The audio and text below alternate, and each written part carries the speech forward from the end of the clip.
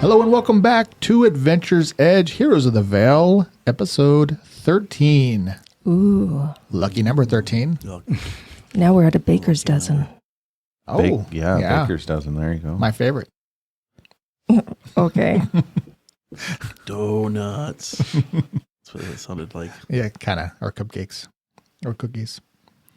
Okay, well, we are going to try to just get right to it today. This is going to be a slightly different episode because I think we're going to split between a little bit of summarizing and a little bit of talking. So, did somebody actually do a little recap to remember where we're at? Of course, I've got one. All right, cool. Last week, we confirmed that knowledge that doors are bad. After finding mushrooms that we need, we also found doors that we hadn't investigated yet. As adventurers, of course, we had to look for trouble, and, well, we found it. An iron door that rebuked even the ultimate of Bramble's lockpicking skills, and another door that required 3 of us tripping over each other before it finally opened, and then a final door that we really looked for, where we found a skeleton dwarf eager to reject our arrival. But still, we managed to win the day, as well as a host of random magical bolts, a ring, and a key that opened up the iron door. This leads to some kind of vast cellar below, possibly dwelled upon by kobolds, possibly with ancient cultists. But with a sickness awaiting its cure and a possible evil temple below us, what to do next?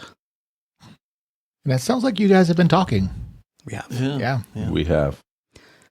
It is probably best, given that we have an unknown danger below us and an unknown sickness awaiting us. We should probably lock this up and maybe come back later. I feel full of adventure right now, so I need to go and digest this first before we go eat You still have a belly of fire and like 19 holes in your body, yes. Yes. So, Bramble, now we got a question. Do you think we keep the keys? Yes. We should lock up this door, yeah? Okay. Yes. We keep the keys. Okay. Close the door, lock the door, put the stuff back in front of the door. Mm. Yep. Construction. Ugh. I will drag that. I've got that. I could help with that too. I would like to take that plate or that breastplate home just to see if it's got some worth to it. Sure. All right. And then the sword, because, I mean, we've got to be at least, I've got to make a living somehow then. Okay. So it sounds like we're going to block the door up, collect all the various loots that you've found so far, Yes. and distribute them however you want to carry them. Oh, one thing, Zinnia, I found this ring. Could you take a look at it for me? Sure. It's magical, but I couldn't really get a good idea of what. That is I need to look. 21. That is enough to identify the ring.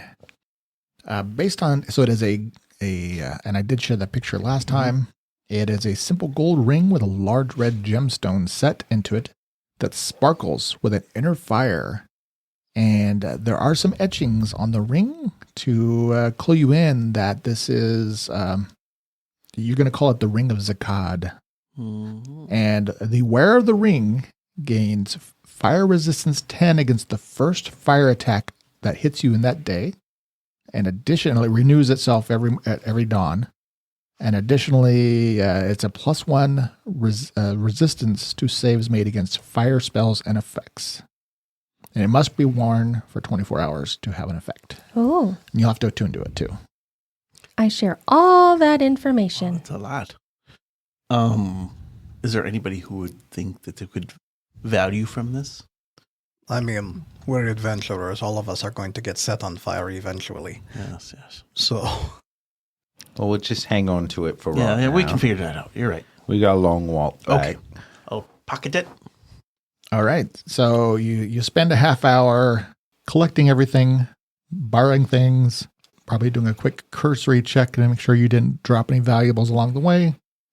Would like to see if I could possibly take one of the warg's fangs out. Sure. You could definitely do that. Okay. I'm going to craft it for somebody. Little tooth necklace. Yeah. So once we gather everything up, I imagine the plan would be to head back to the lake where the boat is. Okay. And take the boat back to town. All right. That sounds like an excellent idea. So you, carrying all your loot and the well-earned curatives, you stride back out of the front gates of the monastery and begin walking down to the lake, probably looking back with a bit of concern about what may lie beneath there, and wondering if perhaps in the future you shall return. And as you begin walking to the lake, you do see the skies are darkening. When you had crossed it this morning, Zinnia, you had determined that some rain was in the future, so you think it is probably going to rain overnight, if not sooner. But you get back down to the canoe. It is there. It seems to be exactly the way you left it. And with a little bit of care and precision rowing, you manage to all get back into the canoe, position yourselves and your gear and everything. And it sounds like you're going to just kind of follow the shore to the river and then row your way back home, which at this point is about 7 miles or so. And the canoe is definitely, it's heavy on the water. So you're not going to be making record time, but Tommy's very skilled at what he does. Punching things? And rowing and Rowing. navigating about. Oh, Paddling. Paddling. It's a canoe. Oh, I suppose, yeah. You learn things. That is correct. Yep. Paddling the canoes Yeah. and punching everything else. Yep, that's right. You might be good at rowing too, Paddling but and I'm not sure punching. that paddling is the same thing. Ooh, that could be your new shop. Paddle and punch. Yeah. Be a very strange shop. Yeah, we'll You have to still find paddles and punch? we're going to need to find a Venn diagram for Tommy's skill set. Yeah.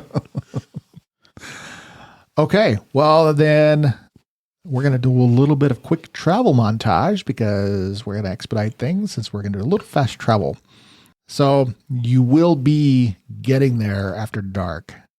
And along the way, basically you're making your way through the river.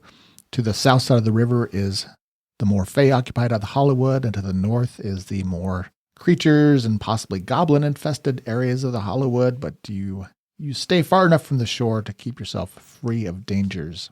It does begin to lightly rain along the way, forcing Zinnia to probably take a position on the boat, Mm-hmm. and her meager 12 pounds sinks it. No, Wow. I am kidding. It doesn't help, but it doesn't. It's not the straw.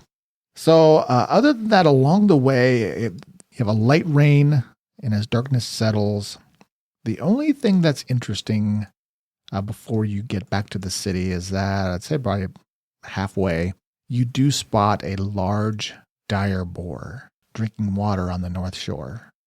And I'm giving it away that it's a dire boar. I'm hoping somebody's incredible knowledge nature, because I'm pretty sure you have some among you, identify it as that. And you're probably about 10 yards away from it as you row past, and it kind of looks up from its drinking, its kind of eyes gleaming in the dusk. But other than that, you just keep rowing. Mm-hmm. Paddling. Yes. I push you in the water. That just happened. Sorry. You get this every day, so don't worry. Paddling. Paddling. Yes, thank you. But that's pretty much it. It's a relatively quiet ride besides the sounds of the forest. So after dark, you reach Raven Rock, and you see the hill of the city illuminated in the early night. There's still plenty of activity going on as you reach the docks. I'll have cast light when it got dusk a little bit, just so we can see in front of us. Sure. There's still some workers that may be doing some, late evening cleanup, but most of the activity is died down as you paddle the canoe up to the dock. Tommy, if you feel like you've been away from work for a little while here, and Yeah, took a day, couple some days. vacation. Yep. So you throw some lines and secure the canoe. You see some of the dock workers kind of look up curiously as you facilitate getting everybody safely out of the canoe, and you can all stretch your legs because by then you're probably very tired. Okay, well, we need to get these up to the Laurel. Laurel. Roots and Remedies. Yeah, Roots and Remedies. I forgot the name of it. We'll need to get these up to the Roots and Remedies. Okay, let's go. Well, assuming then that you stick together and make haste, you hurry through the town, which, I mean, there are people out and about, but again, it doesn't have the same feel. It's just there seems to be a pall over the town, and you reach the Roots and Remedies. The shop seems quiet as you knock on the door, and Laurel answers with just lines of concern on her face. She looks exhausted as she sees you, and it takes her even a moment to like realize who you are. It's like, and then hope washes over, and she says, "You've returned. We've got them all free."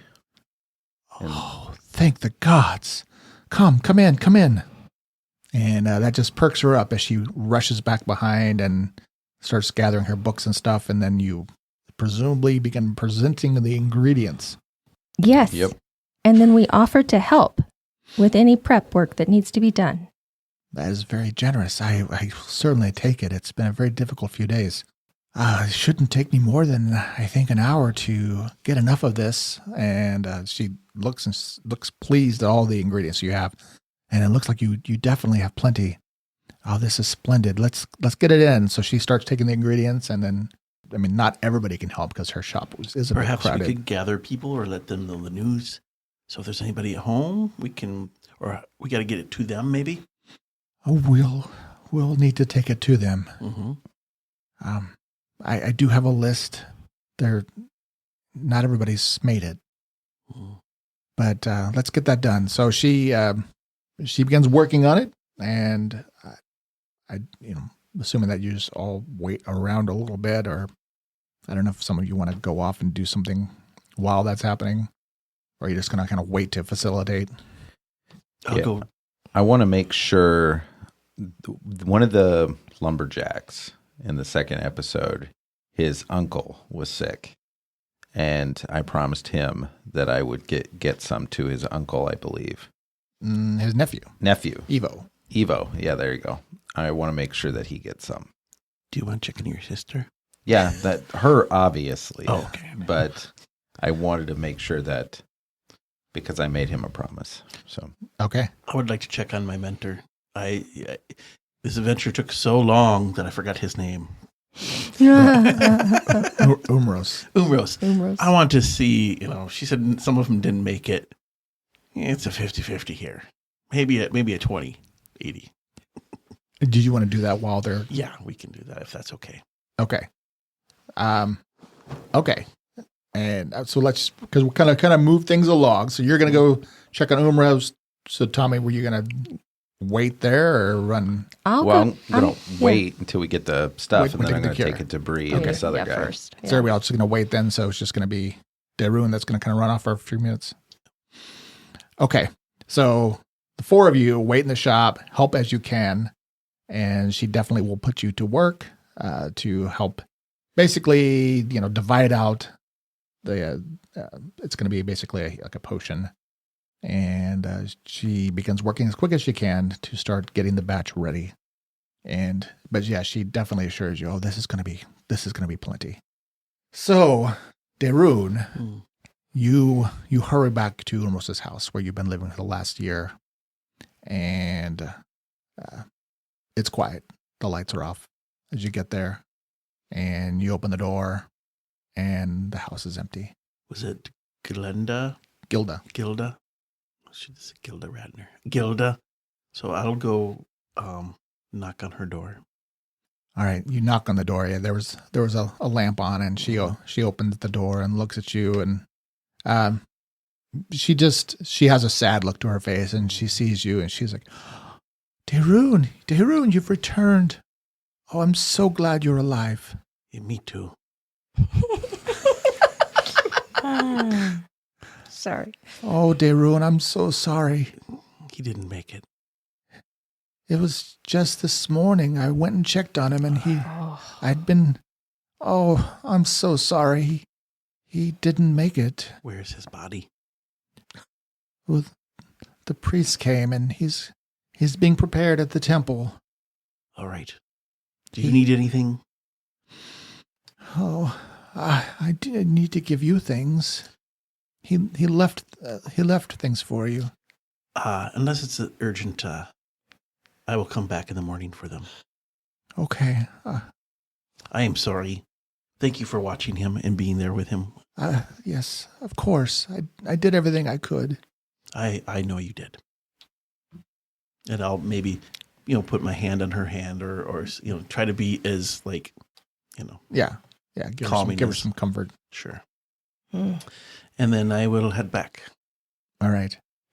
So about 20 minutes later, Daroon returns, and within an hour or so, Laurel finishes the cure, and you're helping her divvy it out between bottles, and pretty soon you have about 25 different doses ready. And she has a list of names, and she says so she's going to take some, and then presumably you can either go in groups or just basically, or you guys could call for help too if you want. I mean, it's not really at this point totally on you to save everybody, but you're the one standing here. There's only 25 doses. I mean, there's only 25 people that need to. That's it. That was it. Oh, And you feel like all of that for 25 people? a little bit. But now we know, just in case. I mean, Sorry. So Are they still drinking the water? Maybe we can, So she will tell you that 5 people passed, but if another day had gone, you think that it might have doubled that didn't make it because there's some people in very bad condition. Well, I will take at least 1 or 2 of the doses and make my way up to my parents' house to give some to Bree. Okay. I'll help with the list. Yeah. Yes. Me as well. So maybe we should split it up. Yeah. We'll just start delivering. All right. So you separate and quickly begin going around the town, and word will probably spread pretty quickly. So within the hour, you've delivered the curatives to all of the infected. And Tommy, you go home. Your house is a bit quiet, but as you go inside, you just kind of go in. You see your both your mom and dad are there, Mm-hmm. and they just look expectant, like, Tommy, you've returned. Yeah. I got the medicine for Bree, so I'll just start going upstairs. Okay. She's gonna follow you. Your dad kind of staying back, kind of quiet. You go, headed up the stairs, and she's still in the bed and still looking pretty weak. But she definitely looks even paler. Her cheeks have sunken in a little bit, but she sees you and gives you a wan smile, and it's like, Tommy, you've returned. Yeah. Zinni and I got the medicine for you. Here, drink this. She will. You can probably have to help her kind of like sit up Sure. a little bit and drink it down. She's like really weak and has some trouble with it and kind of coughs a bit, but she gets it all down, and you can see some color kind of almost immediately start coming into her cheeks. So she's like, "Oh, that's not bad. Yeah. Oh, it feels good going down." Well, it's good. I'll stay there to kind of comfort her. That's probably where I would be for the rest of the day. Okay. Yeah, and after I finish deliveries, I'm gonna head over All right. to Brina. Yeah. Yeah. She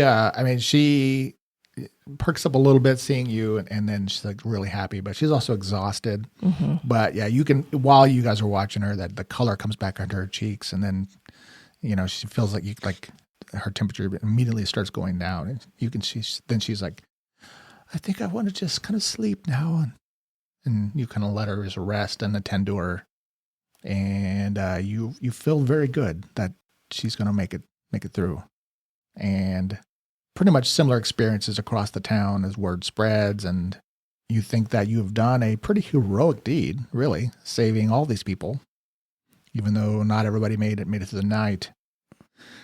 So, Trunk, you delivered a few, and you probably ended up, I don't know where you ended up amongst this, but I'm kind of imagining that one of the priests from the temple, maybe, because they were still kind of attending to people, and you maybe ran into one of them. Mm-hmm. And it's actually, I don't know how you see yourself, like, whether or not you're like, oh, I'm a priest or I'm a cleric, or how you self-identify because you didn't have the proper training, but you learn through interacting that she is a cleric of Asana, which is, your patron. So it's the first person that you've run into anywhere that like worships Asana the way you do.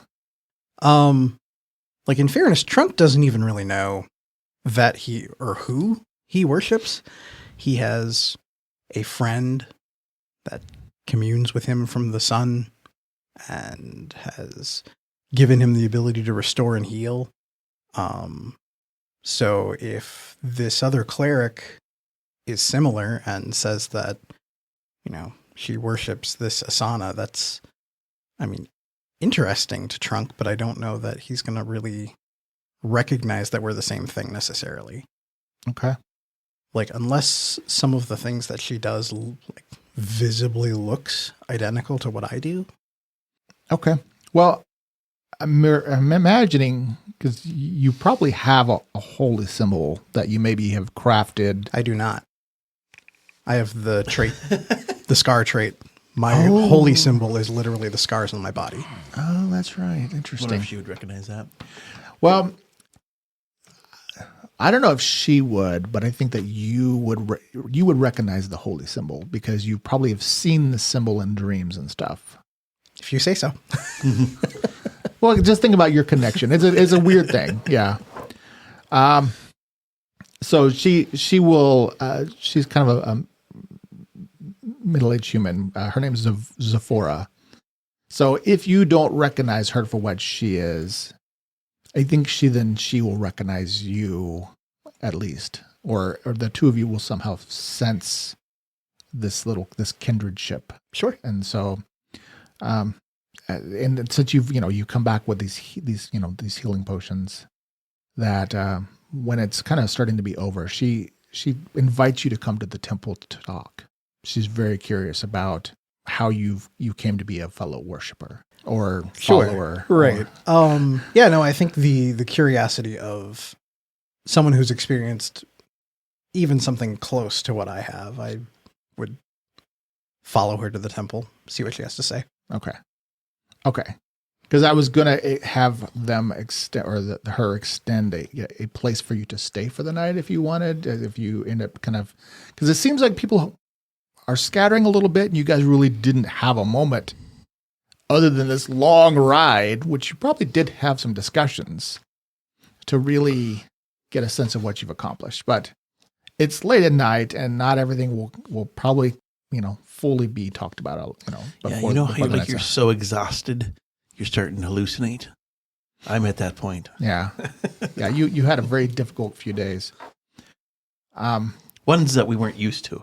Like, that was a lot for us. So I don't want to. I feel like I'm going to probably think about some things later, but when it all is said and done, it seems like everybody kind of has a place to go. And then Bramble, I don't know if you're going to try to hang out with Zinnia or you're kind of left there. But did you have an idea of where, like, your feeling of what you wanted to do? I feel like my brain would immediately be going back to Zinnia and assuming that she's at Tommy's house. Okay. And I'm sure that they can probably find a place for you to stay for the night. I know a guy who just cleared out of this room. If you need a place to lay your head. Wow. There's some rationalization out of it, I mean. Well, and I've got my own place too. Yeah. That, I could have other people there too. Okay.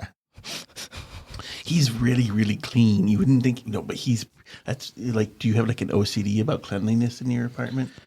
No, No. probably. No.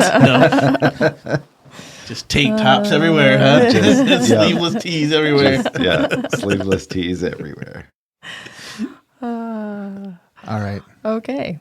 So, and I totally forgot. I rebuilt the Raven Rock map in Roll20. Let me present that to you. I'm not going to really just. I think it looks better now, and it is to scale, and all your various houses and stuff are there. Mm. So anyway, we can kind of go over that. So, I think the point of that is, you don't get the full hurrah tonight, but you all do eventually find your way to a bed and get some well-deserved sleep before, the following day, and to see what all is going to come out from that. So unless there was something else you wanted to do, I'm actually going to propose we break here. Sure. I did want to just have a moment with Horace, basically go to the temple and kind of say my goodbyes. Oh, sure. That's a small little detail that I can just keep to myself before I go to bed. No, that would be fine. And probably by the time you did that, I'm thinking that Trunk actually might be at the temple. Sure. That's okay. Sounds like. So kind of engaged with, having a conversation with us.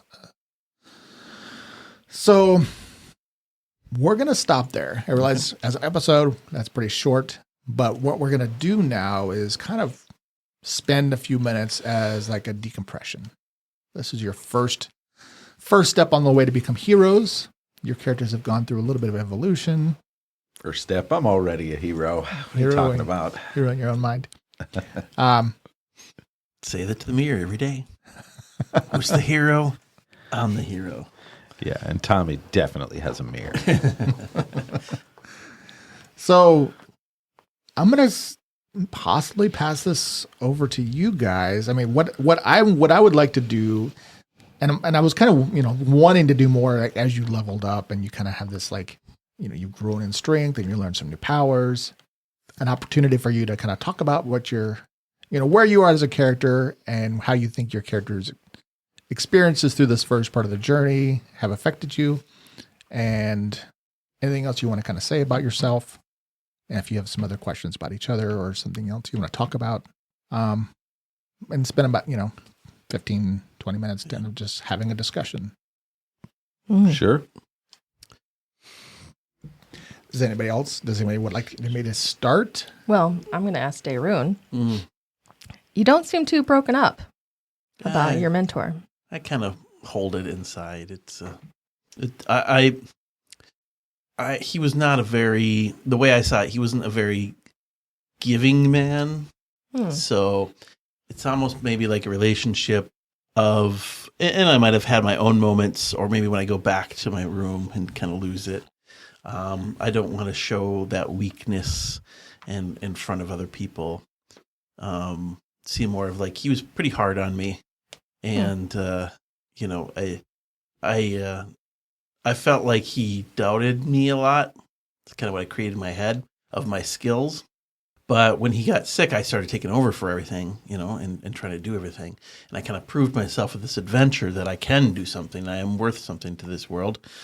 And so, and I guess since he was sick before I left, it was kind of like, no surprise. Like when you don't have time to think about something because you keep yourself busy with something else? Sure. I think I did that with the adventure. Like I just was I had this other purpose now. So it kind of seemed like he wasn't like a mentor as in like I just worked for him because I was sent to work there in town.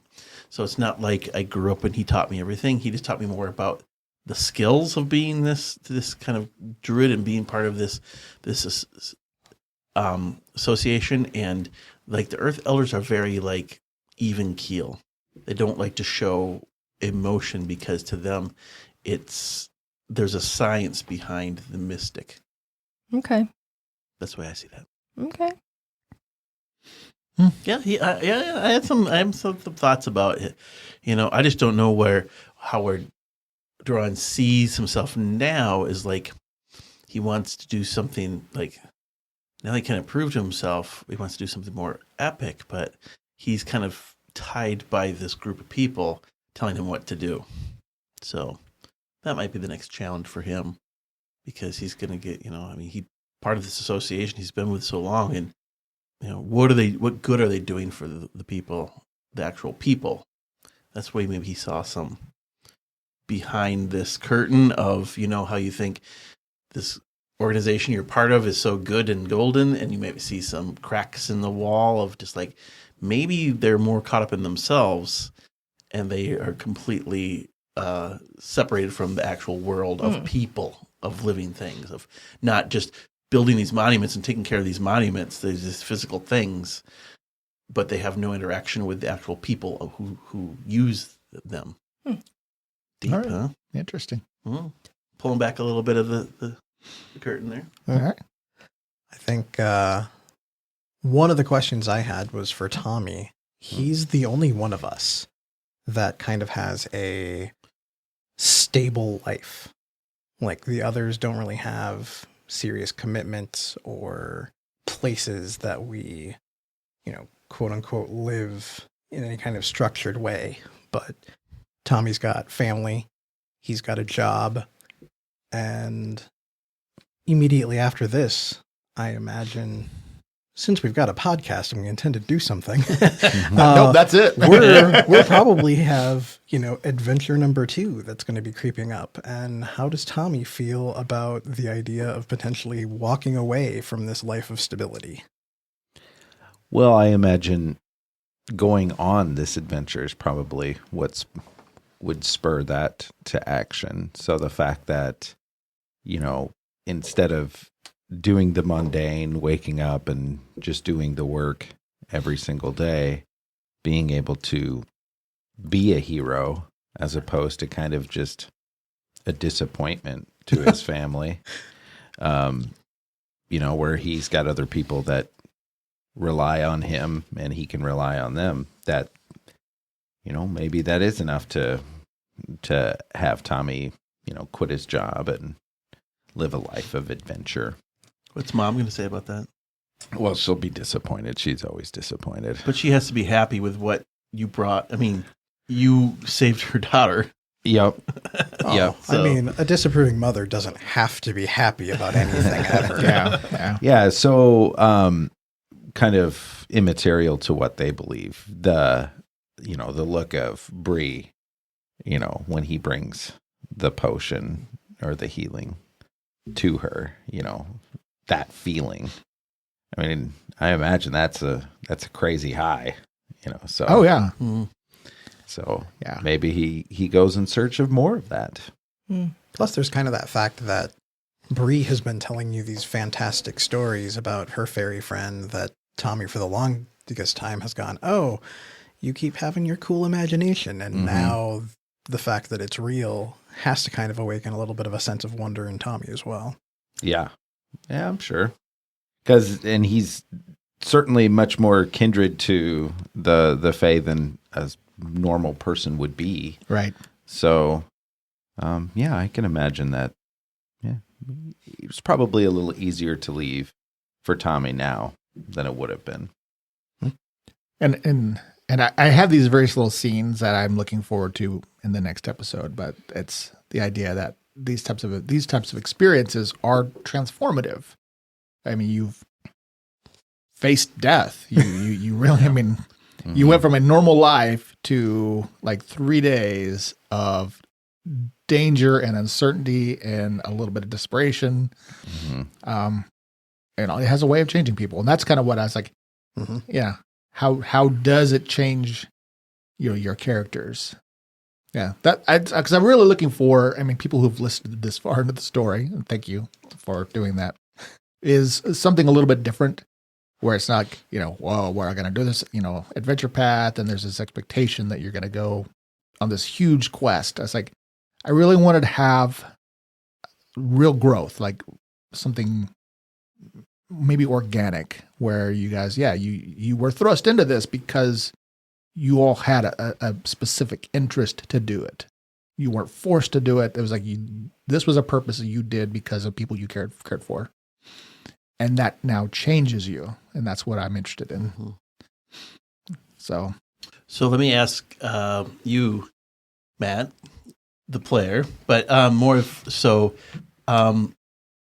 do you think that, as far as how is now your thoughts on humans or humanoids or people who live in these houses? Has it changed at all, or are you just more mystified? I mean, in terms of society and rules and civilization, Trunk never really had a problem with it. It's just something that's completely different. Like, he lives in the Feywoods where, at least his perspective of things, there's no such thing as like ownership. People borrow and trade and play, and there's mischief, and a pixie snatching a potion in the middle of the woods. Well, that's normal. Didn't mean any harm by it, kind of thing. So being kind of thrown into this place where there are rules, it's something that he's certainly figuring out and confused about. But ultimately, his kind of outward goal is everybody should just be able to have access to that kind of joy or happiness or whatever. Childlike wonder. Yeah, exactly. Yeah. Peter Pan. We were just talking about Peter Pan. In a way, yeah.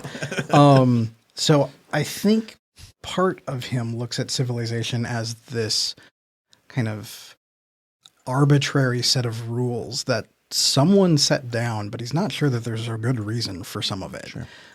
So disrupting some of that to bring kind of the Fey frivolity to the civilized world may be something that he wants to do. But like part of his other goal is the Fey have this belief of the summer lands where they're destined to go or where they came from. And until they're there, they're kind of incomplete. And if we can't go there, maybe there's a way to bring some of that Summerland magic here. So this is a more complete home. And that doesn't necessarily mean, bring down civilization, but maybe introduce something that isn't there. Some of that Fey wonder to other people might be a path to making that happen. Good answer to that question. Very well. I don't think Trunk could articulate any of that. Right. It is hard from a standpoint when you play characters that pretty much sit inside a lot of standard civilization rules throughout human society. And we kind of play along those rules too, right? I mean, this is what a town is and what the laws are and good and bad. And it's kind of more of the Fey, interesting, like how to play a Fey character. Like, how do you necessarily you kind of have to break from that structure, even though it's part of you as growing up as a human being. Mm-hmm. Yeah. Yeah. There's kind of that extra little hurdle that Trunk has to jump over because, like, statistically, objectively, a troll is not a fairy. And deep down, Trunk knows that, but that is not a fact he likes. Yeah. Does he feel accepted by the fairy world? Like, he views himself as Fey, and everybody else seems in the Fey Woods seems to treat him as, just the big guy, which is fine. We could actually ask the other Fey here on the table what they think. Like how Zinnia, and Bramble, I guess either one takes this question. Like, how did you? So Rochelle, you played a lot of characters throughout your life. Was this any different than any other character in a way of being challenged to be a little bit different in how you perceived? Like, was it playing any different character than anything else outside of flying constantly? Outside of the fact that I could fly. Right. I mean, yeah, the flying is really cool. Gosh.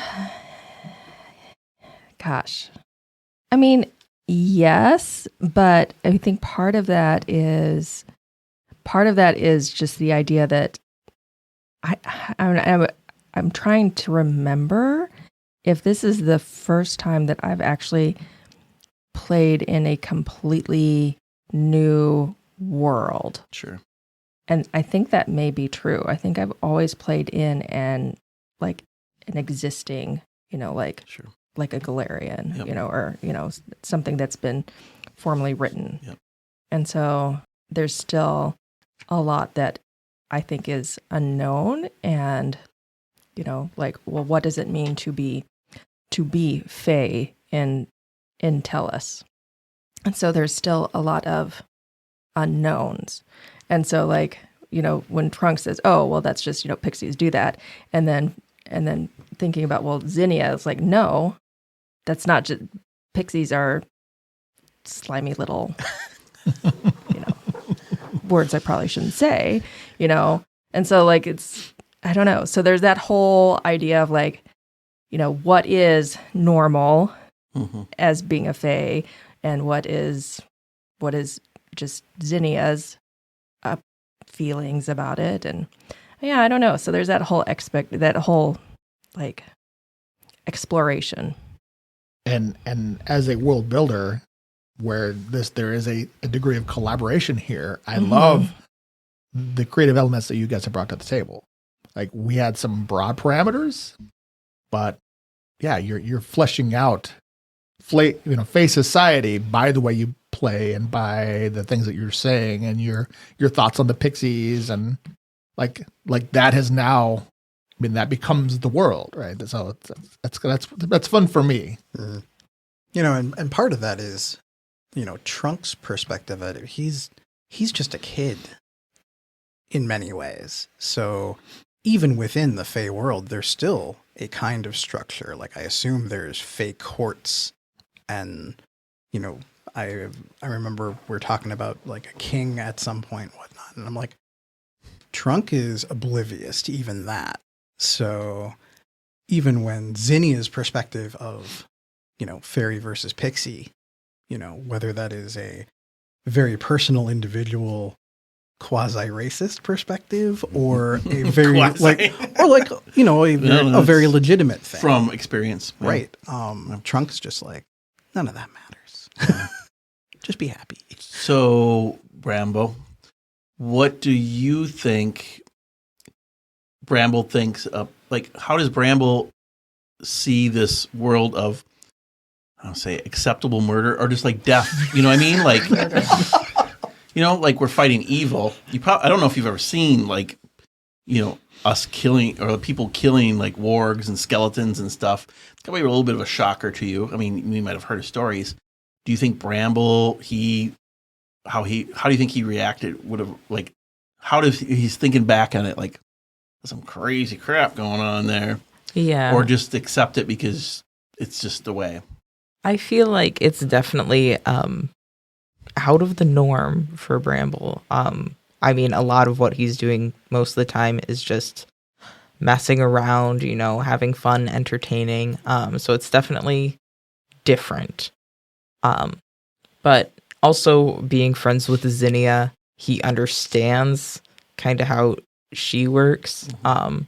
So some of her actions and some of the violence coming from her isn't too shocking, but still it's Wait. Wait. I say feistiness, not violence, but So Zinnia, I never imagined Zinnia was going to be a violent fairy. Mm-hmm. That was never the intention. And I think that's one of the things that is emerging in Zinnia's personality. Yeah. you think it's a new development rather than I do. I did not imagine that Zinnia was going to be I'm going to come and I'm going to stab people in the eye. I think Zinnia's finding that the thing with the warg. Yeah. It's oh, okay. There's You seem to think it everything that tries to hurt you personal, and you get irritated about it. I think that Zinnia is maybe becoming a very utilitarian and, embracing utilitarianism. Like, oh, Much more objective. this thing is going to come back and hurt me or other things that I care about. So I got to take care of this now. Just creatively. I mean, with the creativity of, like, however you have to do it, it has to be done. Like, yes, this is maybe not what I want, but it's better than the alternative. Does that make you two who know her in a different light scared, or just? I mean, like, if you think this has become this, you've known Xenia before this, right? Do you think this is an effect that humans have had maybe on her? Been hanging out with the humans. I mean, their idea of what violence is completely different than ours until they saw it. Yes? No? Well, I mean, I can only speak from Trunk's perspective, of course, but, he would know that, violence and killing things is not foreign to the Fae. Sure.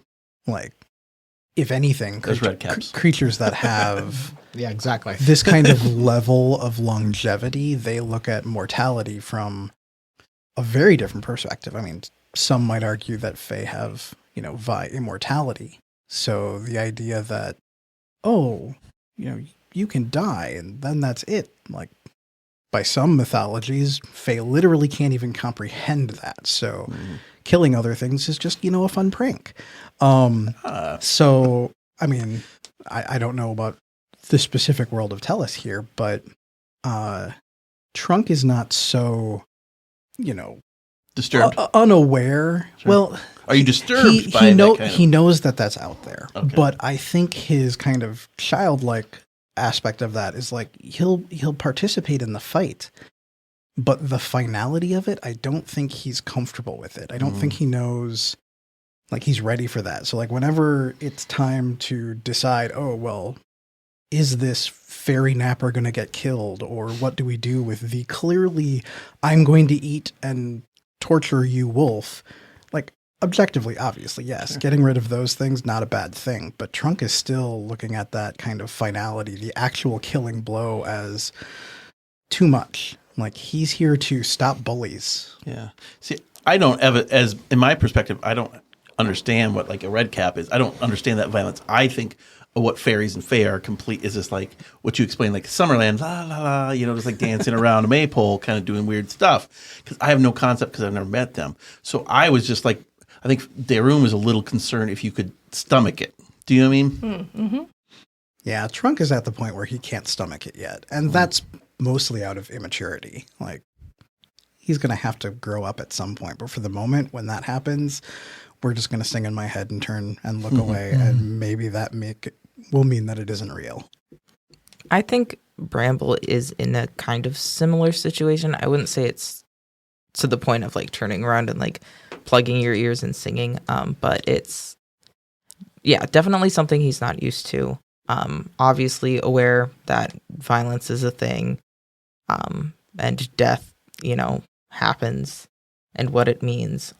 But definitely, not used to it for sure. A little bit surreal to you. So, yeah. I think Tommy would be kind of in the same boat. I mean, he's certainly been in more than one fist fight in his life. Sure. But, I mean, there's a pretty long jump between getting in a fist fight and, killing something. Sure. So, while he wouldn't be, unknown to violence, but, like, I imagine these were amongst the first monsters that he ever saw and got into battle with. Yeah. It's certainly with the hobgoblin that shot him with the arrow. That's probably the closest that he's ever come to death. So, yeah. And then there was the pixie that was the closest you've come to literally wanting to commit murder. Yeah, that was the closest. Yeah. Yeah, so I met, but, again, Tommy's pretty young, too. Sure. See, with Daroon, I'm 75. So the amount of time I've been around, it's just, I lived to a long time. So I came up with a warrior clan. That's what I was raised. So I knew all the stories of death and violence, and that's what they wanted me to go into. And I was for a while, but then I just couldn't handle it. Like, I left and then have been training for a long time, which is this what you'd have. I'm not like a young buck, but it took a while so I'm not old, but I'm not young in a certain mindset. But it took me a while to find my true self, and I didn't want to become a warrior, but then I ended up committing these acts of violence just like I was supposed, I wanted to get away from. So he's used to all of the talk of gore and war, but I don't think he really thought that he could do it. But I think he's now maybe more like surreal. I think he's a little bit more just become desensitized to it. Okay. So those are all some very good thoughts. I really love the character development, and I'm very excited to see how all of your characters continue to evolve. Do you guys have any questions about the story, the world, what you're hoping for is next, what you think might be next? Have you had any thoughts about it? I'm surprised at how vast and unknown the forest is. Okay. Because it seems like came in here thinking, oh, they knew everything about this forest. And then, of course, realizing, well, that's kind of a naive on my part, But just like how vast the forest is and unknown. You guys the Fae don't even know a lot about what it is. But yet you're curious. So, is it just amount of space it is and it seems daunting why you haven't explored more? Obviously, the story fits. It has to, right? But yeah, it's a massive forest. If you look at it on a map, it's massive. Zinnia's extremely small and easily distracted, and just kind of, and yeah, move on to the next thing. It's not like she's out there mapping and one thing catches her attention, and okay, spend some time here, and yeah. So if you have cartography as a skill, you have no excuse. That's what I'm saying. Yeah, I think it might just be a different approach to existence. Like, humans are explorers and they want to map and they want to know, categorize, and they want to know where everything is. And the Fae are more like, well, this is where we are and this is where we party, and over there is where we go see the king. And like, why do you want to map everything? Yeah. Like, I'm just spending 30 years making daisy chains. What's your problem, man? Yeah, and I feel like with Bramble and just fawns in general, they're very social and like community oriented. So they have everything they need right there. So why look for something else? I wonder how that is going to play into this next adventure with the Fae. So, Matt, you'd asked me earlier how Tommy would view the potential of leaving to go on an adventure.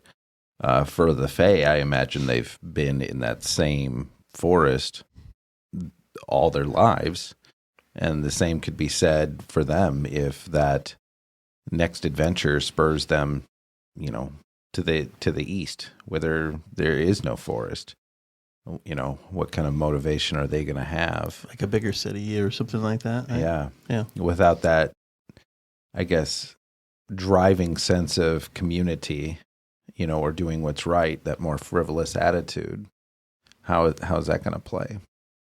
Yeah, like for Trunk, he's got kind of two parts of his mind going at the same time. There's this very general, explore and see what's out there and bring kind of the mirth of the Fae to everyone else. But he also has kind of this deeper underlying thing. So, he was found by the Heart Tree, place that even Fae don't tread. And like, there's the question of, how did he arrive there? And like earlier in our gameplay, we had to make a religion check, and you made the comment like, oh, well, I'm not a cleric. I don't really know religion. And I had to kind of chuckle because I am a cleric and I very intentionally have nothing in religion. Yeah.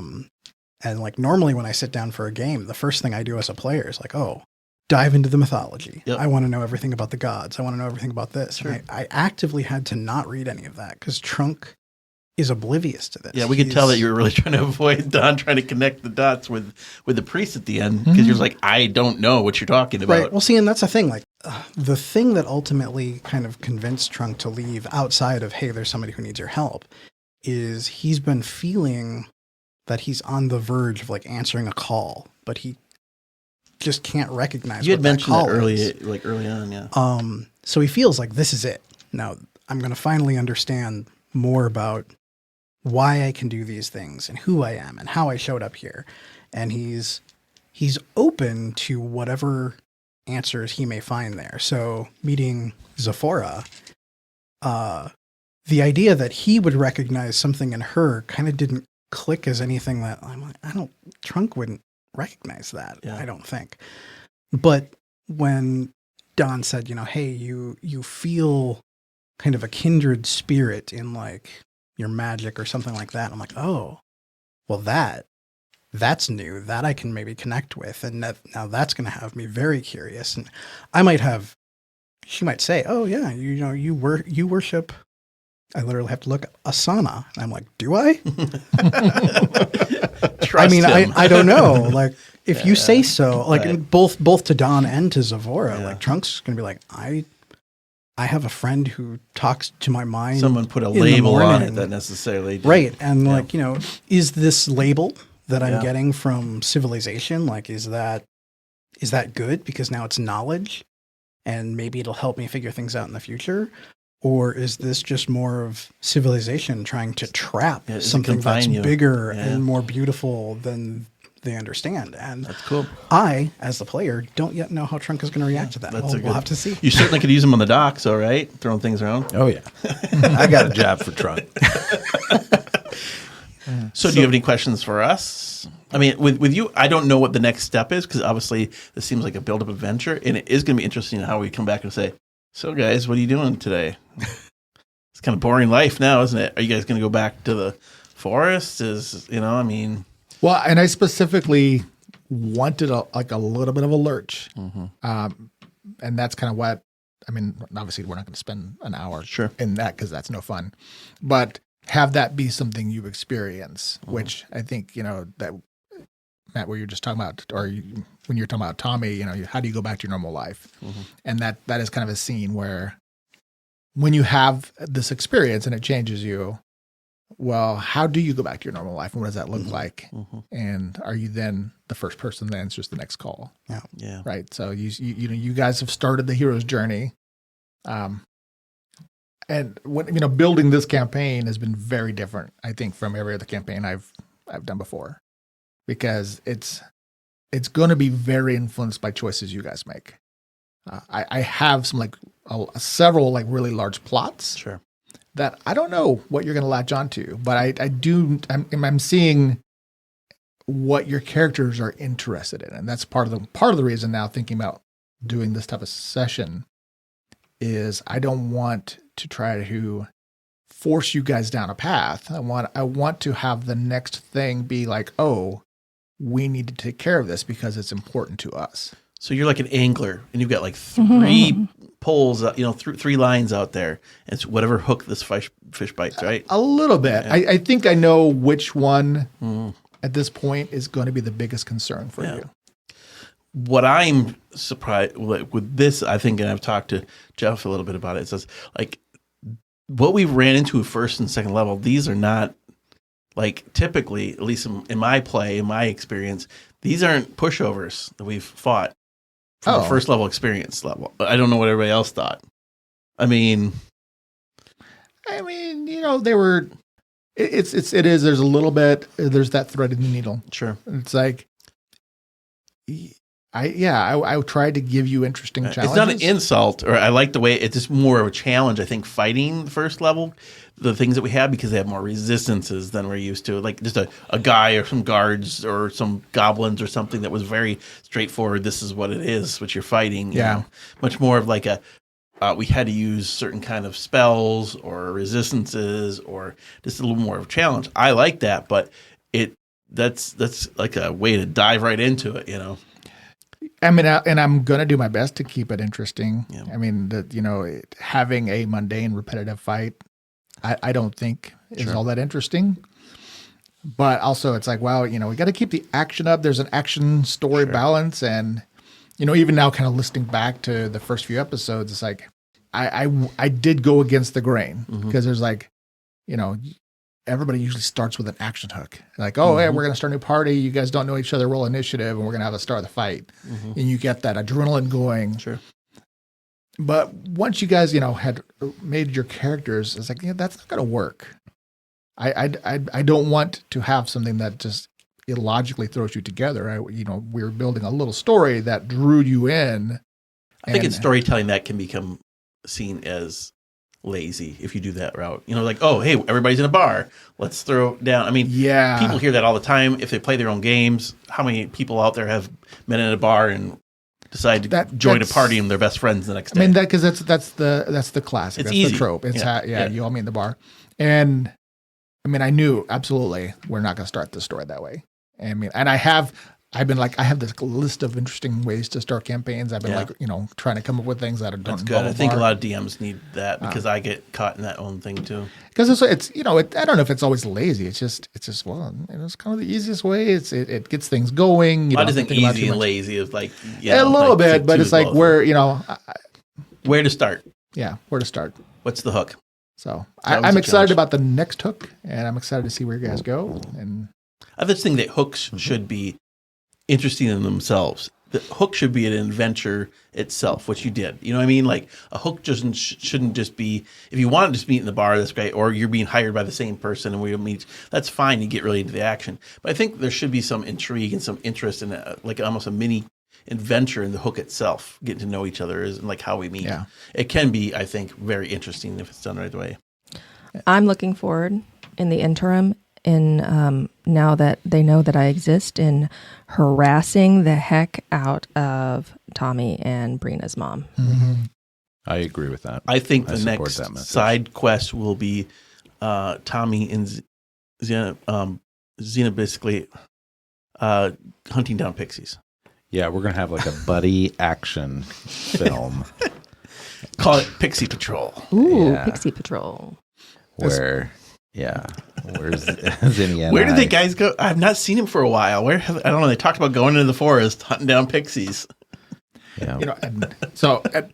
I am going to throw another silver into the bucket here. So I did actually get the coins out. We're going to have a shared coin. I'm going to toss a silver in there for ignoring the side quest today. And this is something that if you played with me long enough, you know I do this because I love it. I love putting out hooks or teases to see what you're going to take advantage of. So opening up that door and looking down into the darkness, you guys had to make a choice. Oh, right? We talked about it. Yeah, like they did. They talked about it off air. It's like, do we go play the safe route and get the cure back, or do we risk everything and go out of our way for no reason now to go just because we're adventurers? And you guys actually really thought about it. You're like, no, we need to go back, right? And whatever's down there can wait. And that's actually like that's role. That's like the heart of role playing. Is like we're really thinking about the ramifications of this because you don't know what's down there, and because I've already told you, the world is asynchronous, and there might be something down there that can just kill you. Well, like when we were talking off air, Jeff mentioned like this. There was a lot of stuff in this room. There was we encountered a lot of stuff in just a small little area when you think about it. So I just don't think we were with the way we were feeling and the spell counts and the unrested. I don't think we just felt safe. We felt like we were in danger. We would put ourselves into danger as well. So then we would have died, and then everybody else in town would have died. Yep. So I mean, it all adds up. So that is something that I will always continue to do. Like, there's going to be things along the way that you are going to be the ones that decide. Did you throw a little bit of the dire boar just to see what we would do, or did you pretty much know that we would paddle away past it? Or are you trying to tell us what we avoided by taking the water route? Oh, yeah, that's good. A little bit of both. It is that that was something that was in the woods. And that's the thing is that just because you took the safe route, like I wanted you to say, there's some stuff out here that you don't want to stumble on in the dark. Yeah. Just to be aware. Yeah. But also, why is there a dire boar out there? Yeah. Right. Because there's like in this world, dire creatures, are like normal creatures that have kind of been infused with like by a magic source. Like they're not creatures that breed, and there's not packs of dire boars. So whenever you find these dire creatures, there's a reason they became that way. Would a warg be the same thing, you think? No, the wargs are just creatures. They actually. Okay. Yeah. So I know a lot of times because those two can get misunderstood, like a dire wolf. Dire wolf and wargs can be people can see the same thing. Yeah, I mean, I think they're dangerous in different ways. Statistically, on paper they're different, obviously. But well, because like the dire creatures are larger. Yeah. Like the warg, they're a medium creature. They're large for a wolf, but they're not. I mean, their danger is that they're clever. They can make plans. They can build traps. Sure. And they can. In this case, he kind of had his little, like, oh look, I'm going to take this place over. Mm-hmm. Mentally, they're more dangerous. Yeah. Where like a dire wolf is just a big, dangerous brute of deadly biting. Like that's why I was a little confused. Yeah. I was expecting a large wolf, like physically in map size. Yeah. Like a large leader of wolves. Yeah. Dire wolf would be a leader of wolves, not because male or female, it doesn't matter. They would follow after that. Yeah. Because of its size, right? The other wolves would probably just respect that it can die. I don't know if that's how wolves think. I mean, like, hey, This is a magical realm. We'll just leave it. Okay. It's fine. It's all how fine. do wolves think? magic. All right. Well, we hit an hour. We try to keep our sessions Good. where people are like, yeah, they do. But thank you guys for the kind of that decompression. I think that we will do like this type of thing when it makes sense after, Chapters and such. chapters. Yeah. Thank you. Can we also put this out there as anybody who's listening? Thank you for listening. They can feel free to ask questions too, because I think we've always been through either Dungeon Patrol or this Adventure's Edge. We've been really open, I think, to answer questions because we get excited about questions and answering them from our world. Yeah, absolutely. Feel free to send a question on the Facebook group. Feel free to email questions at adventuresedgerpg.com. We definitely engage with people on Facebook. So if you start posting stuff, I think any one of us might just reply to whoever kind of sees it first. And if we don't see it right away, we'll reply to everything because we don't have 1 million followers yet. So that's not a problem. So for now, we can reply to everything you give us. So feel free to reach out. We would love to hear, what you think about the show, where you would like to see us go. If you have some input and thoughts, feedback, that'd be great. Yeah. Sounds good. All right. Well, then we're going to call that a wrap. Congratulations, guys. We'll maybe talk about your level 2 powers and stuff next session, and we'll get into the hook. All right. See you next time. See All right. ya. Thanks, Bye. everybody. Bye.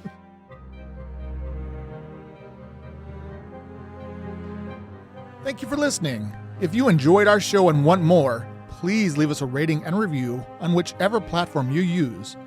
And of course, feel free to share us on social media. We'll be back next week with more adventures in the world of Tellus. To tide you over, you can read more about the cast, characters, and the world of Tellus at adventuresedgerpg.com. And if you're going out on your own adventure, remember, even heroes need time for quiet reflection. Stay safe out there.